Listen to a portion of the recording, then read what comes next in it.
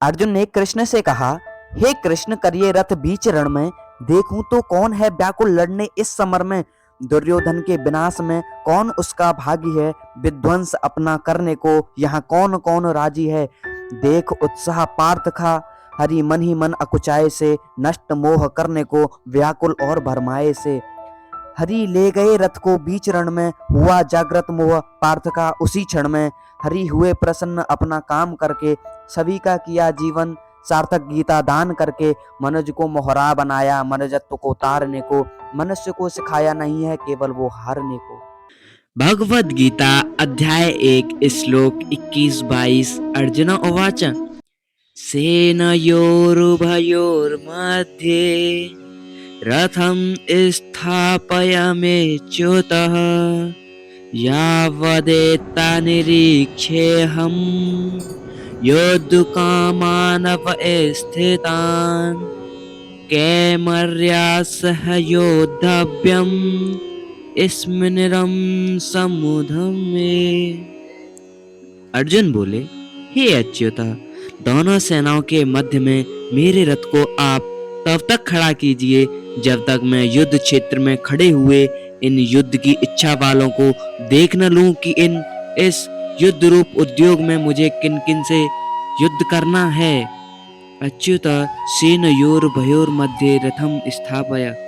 दोनों सेनाएं जहां युद्ध करने के लिए एक दूसरे के सामने खड़ी थी, वहां उन दोनों सेनाओं में इतनी दूरी थी कि एक सेना दूसरी सेना पर वाण आदि मार सके। दोनों सेनाओं का मध्य भाग दो तरफ से मध्य था। सेनाएं जितनी चौड़ी थी, उस चौड़ाई का मध्य भाग, और दोनों सेनाओं का मध्य भाग, जहां से कौरव सेना जितनी दूरी पर खड़ी थी उतनी ही दूरी पर पांडव सेना खड़ी थी। ऐसे मध्य भाग में रथ खड़ा करने के लिए अर्जुन भगवान से कहते हैं, जिससे दोनों सेनाओं को आसानी से देखा जा सके। सेनयोर्भयोर मध्ये पद गीता में 3 बार आया है। यहाँ इस श्लोक के 24वें श्लोक में और दूसरे अध्याय के 10वें श्लोक में 3 बार आने का तात्पर्य है कि पहले अर्जुन शूरवीरता के साथ अपने रथ को दोनों सेनाओं के बीच में खड़ा करने की आज्ञा देते हैं। फिर भगवान दोनों सेनाओं के बीच में रथ को खड़ा करके कुरुवंशियों को देखने के लिए कहते हैं। पहले अध्याय का 24वां श्लोक और अंत में दोनों सेनाओं के बीच में ही विषादमग्न अर्जुन को गीता का उपदेश देते हैं। दूसरे अध्याय का 10वां श्लोक।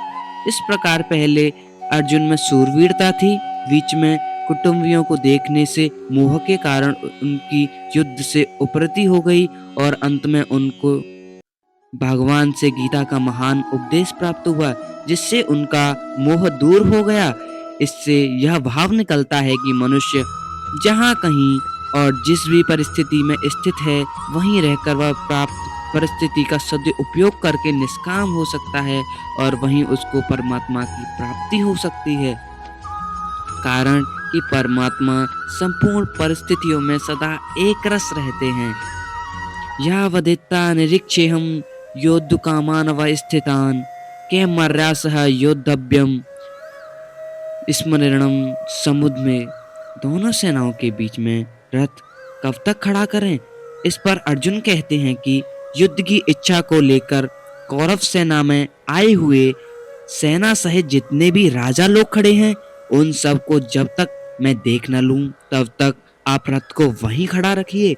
इस युद्ध के उद्योग में मुझे किन किन के साथ युद्ध करना है, उनमें कौन मेरे समान बलवान है, कौन मेरे से कम बलवान है और कौन मेरे से अधिक बलवान है, उन सबको मैं जरा देख तो लूं।